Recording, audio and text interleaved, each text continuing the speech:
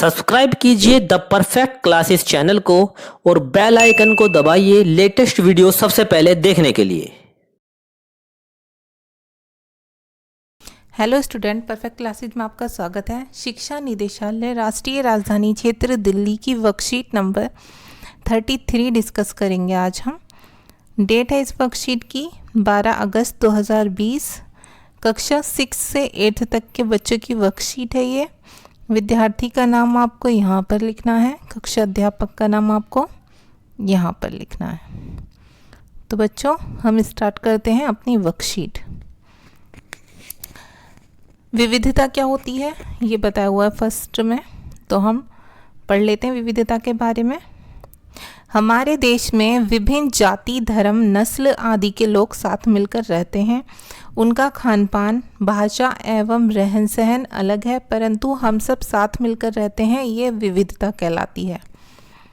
विविधता क्या कहलाती है कि जो हमारे देश में अलग अलग, चाहे सबकी जातियां सेम नहीं होती, कोई किसी जाति का होता है, कोई किसी जाति का, सबके धर्म भी अलग होते हैं, कोई हिंदू, कोई मुस्लिम, कोई सिख, कोई ईसाई, और सब अलग अलग प्रकार के लोग होते हैं। सबका खाने बनाने का तरीका अलग होता है, सबके खान पान अलग होते हैं, सबकी भाषाएं अलग होती हैं, सबका रहन सहन अलग होता है, कोई कैसी वेशभूषा पहनता है, कोई किसी तरह के कपड़े पहनता है, ठीक है। लेकिन हम सब लोग साथ रहते हैं, मिलकर रहते हैं। जैसे कि इसका सबसे बड़ा एग्जाम्पल है हमारा देश भारत। हमारे देश भारत में बहुत धर्मों के लोग रहते हैं, बहुत प्रकार की भाषाएं यहाँ पर बोली जाती हैं, पहनावा भी अलग अलग है, कोई साड़ी पहनता है, कोई सूट पहनता है, ठीक है। और नॉर्थ ईस्ट में जाएं या फिर हम साउथ में देखें तो सबके अलग अलग पहनावे हमें देखने के लिए मिलते हैं, और सभी धर्मों के लोग यहाँ पर मिलते हैं। तो अलग अलग चीज़ें यहाँ पर देखने के लिए मिलती हैं, और सब समाज में सब मिलजुल कर रहते हैं, और सबके जो काम करने का तरीका अलग अलग है, खाने का, पीने का, रहने का, बोलने का, बात करने का, ठीक है। यही सब क्या कहलाती हैं? ये सब विविधता कहलाती हैं। आगे देखते हैं हम वर्कशीट में। जब लोग पूर्वाग्रहों या रूढ़िबद्ध धारणाओं के आधार पर व्यवहार करते हैं तो वह भेदभाव कहलाता है। अब बच्चों, भेदभाव क्या होता है, पूर्वाग्रह क्या होते हैं, उसके लिए पहले ये समझना ज़रूरी है। भेदभाव के लिए पूर्वाग्रह या रूढ़िबद्ध धारणाएं होती हैं जो हम अपने बड़ों से पहले से ही अपने घर में या अपने आस पड़ोस में अपने रिश्तेदारों से बातें सुनते हुए आए हैं, और हम उन्हीं सुनी सुनाई बातों के आधार पर व्यवहार करने लगते हैं, उसे हम भेदभाव कहते हैं, ठीक है। जब वो भेदभाव कहलाता है, जैसे मान लीजिए जो ऊंची जाति के लोग होते हैं वो नीची जाति के लोगों में ही के बारे में अपने घर में मतलब पहले से ही अपने पेरेंट्स से, दादा दादी से ये बात सुनते आते हैं कि हम ऊंची जाति के हैं और वो लोग जो होते हैं वो नीची जाति के होते हैं।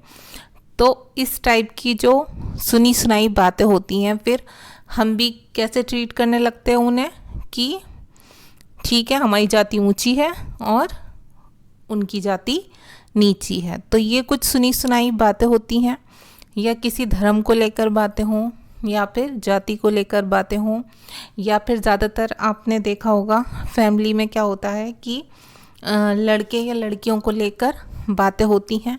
जैसे ये लड़की है, ठीक है, कोई बात नहीं, लड़कियां तो रो पड़ती हैं, लेकिन जब लड़कों की बात आती है तो कहते हैं कि तुम लड़के होकर रो रहे हो। तो वो भी क्या होता है कि अगर उन्हें चोट लग गई या फिर कभी उन्हें किसी चीज़ की डिमांड कर देते हैं और फिर उनकी वो डिमांड पूरी नहीं होती घर में, तो फिर जब कोई लड़का रोता है तो उससे कहा जाता है कि तुम लड़के होकर भी रो रहे हो।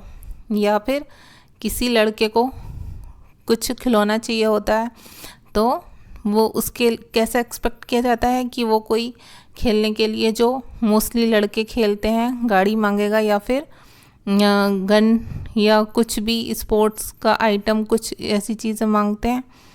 और लड़कियां जो होती हैं, लड़कियां कैसी चीज़ों की डिमांड करती हैं, जैसे गुड़िया हो गई खेलने में, या फिर कोई भी ऐसी चीज़ें जो लड़के यूज़ करती हैं, ठीक है।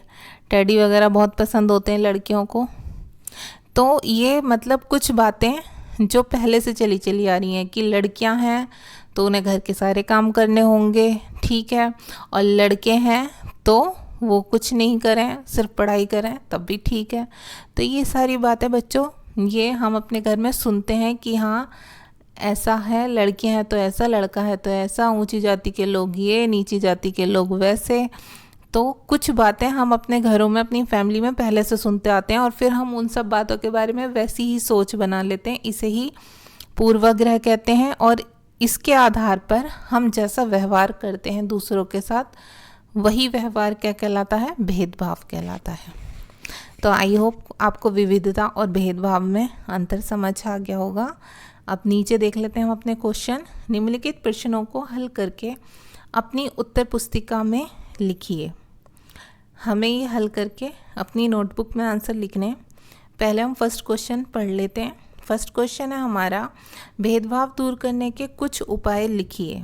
भेदभाव को दूर करने के हमें कुछ उपाय लिखने हैं, ठीक है। अभी हमने ऊपर पढ़ा भेदभाव क्या होता है, अब हम इसे दूर कैसे कर सकते हैं, हम उसके उपाय लिख देते हैं। तो हम देखते हैं अपने उपाय, ये रहे। अब हम पढ़ लेते हैं आंसर अपना। भेदभाव को दूर करने के कुछ उपाय निम्नलिखित हैं। कौन से उपाय हैं, हम वन बाय वन देख लेते हैं। फर्स्ट है बच्चों, शिक्षा पर अधिक जोर दिया जाना चाहिए क्योंकि शिक्षा के माध्यम से ही भेदभाव को दूर किया जा सकता है। एक तो सबसे पहला भेदभाव शिक्षित और अशिक्षित, जो पढ़ा लिखा और बिना पढ़ा लिखा इंसान होता है उनके बीच में ही भेदभाव होता है, ठीक है। तो शिक्षा के माध्यम से एक तो ये डिफरेंस दूर किया जा सकता है कि एक व्यक्ति को अगर कहा जाए ये तो बहुत पढ़े लिखे हैं और एक को कहा जाए ये तो बिना पढ़ा लिखा व्यक्ति है, तो अगर शिक्षित होंगे सभी तो उसे ऐसी बात नहीं बोली जाएगी या उसके साथ ऐसा भेदभाव नहीं किया जाएगा। दूसरी बात, शिक्षा जब हम प्राप्त कर लेते हैं उसके बाद शिक्षित व्यक्ति को ये पता चल जाता है बच्चों कि अगर हम शिक्षा जब हम लेते हैं तो हमें बहुत सारी नैतिक शिक्षा भी मिलती है। और नैतिक शिक्षा ज़रूरी नहीं हमें बुक्स में मिले, हमें अपने घर में अपने बड़ों से, अपनी फैमिली मेम्बर से भी मोरल एजुकेशन मिलती है। उसमें हमें क्या सिखाया जाता है, हम अपने बड़ों से बातें सीखने के लिए मिल जाती हैं घर पर भी, कि कभी भी हमें कोई ऐसी बात नहीं करनी चाहिए जिससे कि किसी को चोट पहुँचे, ठीक है, जिस बात को सुनकर किसी को दुख हो। तो अगर हम शिक्षित हैं, हमें इतनी समझ है कि हम किसी के सामने कुछ भी बोलें तो वो सोच समझ कर बोलें जिससे सामने वाले को कुछ बुरा ना लगे। तो शिक्षा इसलिए भी पढ़ा की जाती है, शिक्षा मतलब बच्चों को इसलिए भी शिक्षित किया जाता है कि उन्हें इस बात की समझ आ सके कि हमें किसके साथ कैसा व्यवहार करना चाहिए। तो अगर हम शिक्षित हैं और हम अच्छे से व्यवहार करते हैं तो ये भी एक अच्छा माध्यम है भेदभाव को दूर करने का। नंबर सेकंड देख लेते हैं। समाज में ऐसे जागरूकता कार्यक्रम का आयोजन किया जाना चाहिए जो एकता, भाईचारे और लैंगिक समानता पर आधारित हों। तो समाज में ऐसे जागरूकता कार्यक्रम करने चाहिए, मतलब ऐसे अभियान चलाने चाहिए, ठीक है, जो इन सब पर आधारित हो। किस पर? एकता। एकता होती है सब लोग, अलग अलग धर्म जाति के लोग जैसे कि हमारे देश में रहते हैं, हमारे आसपास, हमारे समाज में, तो उनके साथ हमें मिलजुल कर रहना चाहिए, यही एकता है। भाईचारा भी यही है, आपस में एक दूसरे के साथ अच्छे संबंध बना कर रखने चाहिए हमें। और लैंगिक समानता क्या है? जो समाज में लड़के लड़कियों के या स्त्री पुरुष के बीच हमें भेदभाव नहीं करना चाहिए। अगर हमारी फैमिली में जितना सम्मान एक पुरुष को दिया जाता है या जितना सम्मान हमारे पिताजी को दिया जाता है घर पर, उतना ही सम्मान हमें अपनी माताजी को भी देना चाहिए, घर में जितने भी सदस्य हैं। उसी तरह से जितना सम्मान एक भाई को दिया जाता है घर में, उतना ही सम्मान एक बहन को भी दिया जाना चाहिए। लैंगिक समानता उसे ही बोलते हैं, ठीक है। और इन पर आधारित हमें प्रोग्राम चलाने चाहिए जिससे कि हम अपने समाज को जागरूक कर सकें। और मोस्टली क्या होता है कि जो हमारे स्कूल में फंक्शंस होते हैं उनमें इस टाइप के कार्यक्रम आयोजित भी किए जाते हैं जिससे हमें सीखने के लिए मिलती हैं बहुत सारी बातें। नंबर 3 पर देख लेते हैं, महिलाओं के सशक्तिकरण के द्वारा समाज में उनके साथ होने वाले भेदभाव को दूर किया जा सकता है। महिलाओं का सशक्तिकरण क्या होता है? सशक्तिकरण बोलते हैं एम्पावरमेंट को। कैसे? महिलाओं को इतना सशक्त बनाना कि वो किसी के ऊपर डिपेंड ना रहें। मतलब महिलाओं को पढ़ाना लिखाना और उनका जॉब करना, खुद आत्मनिर्भर बनना, जिससे कि समाज में उनका स्थान जो पुरुष होते हैं उनके बराबर हो सके और वो किसी पर डिपेंड ना रहें। इससे क्या होगा? उनके साथ किसी भी प्रकार का भेदभाव नहीं किया जाएगा, जैसे कि आजकल होता भी है। जो महिलाएं होती हैं वो भी बिल्कुल वैसे ही अपने परिवार के लिए, अपने लिए काम करती हैं, पढ़ाई लिखाई करती हैं, ठीक है, जिससे कि उनको समाज में सम्मान मिले और वो आत्मनिर्भर बन सकें, किसी और के ऊपर डिपेंड ना रह सकें। नंबर 4 है, भारतीय संविधान में आर्थिक व सामाजिक समानता को कायम करने की जो बात कही गई है उसे सही ढंग से व सख्ती से लागू किया जाना चाहिए। हमारे संविधान में भी उपाय बताए गए, उसमें ऐसे अनुच्छेद हैं जिसके अनुसार अगर आप उनका पालन नहीं करते हैं या कोई भी समाज में उनका पालन नहीं करता है तो उसकी शिकायत की जा सकती है और उस पर कार्रवाई की जा सकती है, ठीक है। अगर वो किसी भी प्रकार के कानून का कोई व्यक्ति उल्लंघन करता है तो उसके लिए उसे सज़ा मिल सकती है।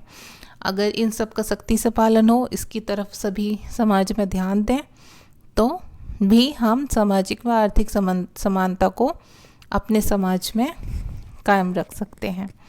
तो ये था हमारा आंसर नंबर 1। आंसर नंबर 2 देख लेते हैं हम। आंसर नंबर 2 है, विविधता हमारे जीवन को किस प्रकार समृद्ध करती है? अपने जीवन के किसी एक उदाहरण के माध्यम से स्पष्ट कीजिए। तो किस प्रकार करती है? इसमें बच्चों मैंने एग्जाम्पल दे दिया है कि मतलब किस किस तरीके से आप किस स्टेप से अपने जीवन को समृद्ध बना सकते हैं। मतलब हमारे समाज में विविधता हमारे जीवन को कैसे समृद्ध बनाती है। अगर आपको कोई अच्छा सा कोई एग्जाम्पल समझ में आ रहा है अपनी लाइफ का, तो आप उसको भी इसमें लिख देना आंसर में, ठीक है। सबको अपनी लाइफ के बारे में कोई एक एग्जाम्पल लिखना है, जो भी आपकी लाइफ से रिलेटेड कोई ऐसा एग्जाम्पल हो जिससे कि आपको लगे कि विविधता की वजह से आपके जीवन में खुशहाली आई है, तो आप उसे यहाँ लिख सकते हैं। मैं आंसर नंबर 2 बता रही हूँ आपको। विविधता हमारे जीवन को समृद्ध बनाती है। इसका सबसे प्रमुख उदाहरण है कि हमारे समाज में एक दूसरे से कई मामलों में भिन्न लोग रहते हैं। बिल्कुल रहते हैं। हमारे समाज में ऐसे लोग रहते हैं जो अलग अलग धर्मों से होते हैं, अलग जातियों के होते हैं, अलग भाषाएं बोलते हैं, अलग तरह का खाना पीना होता है, उनका खान पान होता है अलग प्रकार का, अलग तरह के कपड़े पहनते हैं, अलग तरह की बोलचाल होती है उनकी। तो इसलिए हमारे समाज में एक दूसरे से कई मामलों में, ठीक है, मानसिकता में भी अलग लोग रहते हैं। किसी की मानसिकता अलग होती है, किसी की अलग होती है। तो वह ना केवल अलग दिखते हैं बल्कि अलग अलग क्षेत्रों से भी आते हैं, ठीक है। उनसे धर्म, रहन सहन, भाषा, खान पान, त्योहार आदि भिन्न होते हैं। मतलब उनकी सब चीज़ें भिन्न हो सकती हैं, परंतु वास्तव में सोचें तो हम एक ही तरह की चीज़ें करते हैं। कैसे? क्योंकि हम सभी को अपनी बात दूसरे तक पहुंचाने के लिए भाषा की ज़रूरत होती है। हम सभी भाषा बोलते हैं, हमारी बोलचाल अलग हो सकती है, हमारी भाषा अलग हो सकती है, लेकिन हमें अपनी बात को दूसरों तक पहुंचाने के लिए भाषा की ज़रूरत है। अब वो हम पर डिपेंड है कि हम कौन सी भाषा का यूज़ कर रहे हैं उसके लिए। और इसी तरह से अलग अलग खाना पीना, सबको खाना खाने की भी ज़रूरत होती है। सब के त्यौहार भी होते हैं, त्यौहार हमारे अलग हो सकते हैं, उन्हें सेलिब्रेट करने का हमारा तरीका अलग हो सकता है, ठीक है। कपड़े हम सभी पहनते हैं, हमारे कपड़े पहनने का तरीका अलग हो सकता है। कोई मॉडर्न ड्रेसेस पहनता है, ठीक है, कोई ट्रेडिशनल पहनता है, कोई सूट पहनता है, कोई साड़ी पहनता है। तो लेकिन काम हम सब एक जैसे ही करते हैं, मिलते जुलते, बस हमारे करने के तरीके अलग होते हैं। तो जब हम भिन्न प्रकार के लोगों के साथ समाज में रहते हैं तो हमें उनसे कुछ नया सीखने को मिलता है। तो जब बच्चों हम अलग अलग समाज में अलग अलग लोगों के साथ रहते हैं, हम जब समाज में ही एक ही समाज में अलग अलग लोगों के साथ रहते हैं जो अलग अलग खाना खाते हैं या अलग बोलचाल, तो जब हम उनके साथ मिलते जुलते हैं तो हम उनसे बहुत सारी बातों को सीखते हैं। ठीक है, हमें मतलब अपने जो हम काम करते हैं उससे कुछ नया सीखने के लिए मिलता है। हम एक दूसरे के साथ मिलकर त्यौहार मनाते हैं। जब दो संस्कृतियों का आपस में आदान प्रदान होता है तो इससे मिली जुली संस्कृति उभरती है जो हमारे जीवन को समृद्ध व अच्छा बनाती है। मतलब जब हम एक दूसरे के साथ मिलकर त्यौहार मनाते हैं तो हमें खुशी होती है, और जब हम एक दूसरे से कुछ नया सीखते हैं, हम किसी को कुछ अपना नई चीज़ सिखाते हैं जो उनके यहाँ नहीं होती, या हम किसी से कुछ नया सीखते हैं तो क्या होता है, इससे संस्कृतियों का आपस में आदान प्रदान होता है और इससे मिली जुली संस्कृति उभरती है जो हमारे जीवन को समृद्ध व अच्छा बनाती है। आप ये आंसर लिख सकते हैं। इसके साथ ही अगर कोई उदाहरण आप देना चाहें तो आप वो भी इसमें लिख सकते हैं कि किसी उदाहरण के थ्रू आप बता सकते हैं कि विविधता ने कैसे आपके जीवन को समृद्ध व खुशहाल बनाया। ठीक है, तो ये थी वर्कशीट, आपकी कंप्लीट हो गई आज की वर्कशीट। 6 to 8 की वर्कशीट है बच्चों ये। आई होप आपको वीडियो समझ आई होगी। ठीक है, अगर आपको मेरी वीडियो अच्छी लगी है तो प्लीज़ मेरी वीडियो को लाइक कीजिए, शेयर कीजिए और मेरे चैनल को सब्सक्राइब कीजिए। Thanks for watching.